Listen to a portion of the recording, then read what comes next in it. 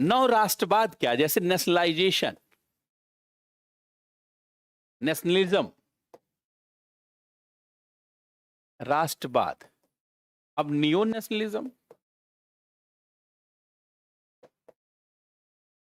नव राष्ट्रवाद।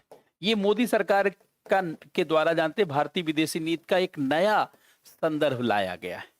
ये पहले राष्ट्रवाद क्या है, राष्ट्रवाद किसे कहा जाता है, जब सांस्कृतिक आधार पर, जब सांस्कृतिक गौरव के आधार पर पूरे देश को जोड़ा जाता है। जैसे जब कहा जाता है कि भारत पहले बहुत महान देश था, वैदिक काल में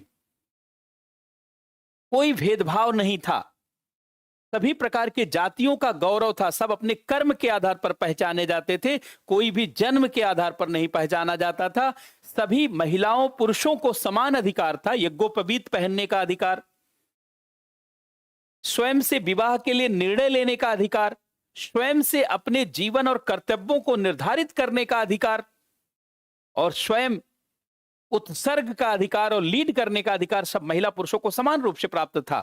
और जन्म के आधार पर किसी के भी सम्मान का बंटवारा नहीं था, कर्म का विभाजन नहीं था, बल्कि कर्म के आधार पर और उसके जानते परफॉर्मेंस के आधार पर भारतीय समाज का डिवीजन था।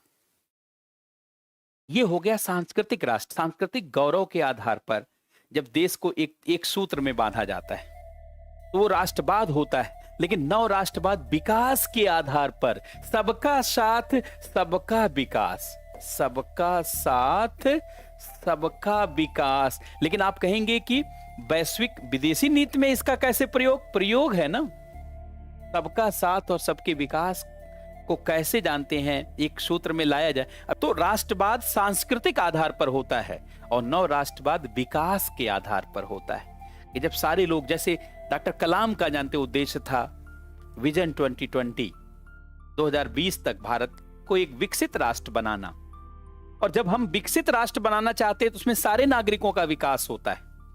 तो सबको एक सूत्र में बांधते हुए सबके विकास को आधार बना करके राष्ट्र बनाना नव राष्ट्रवाद है।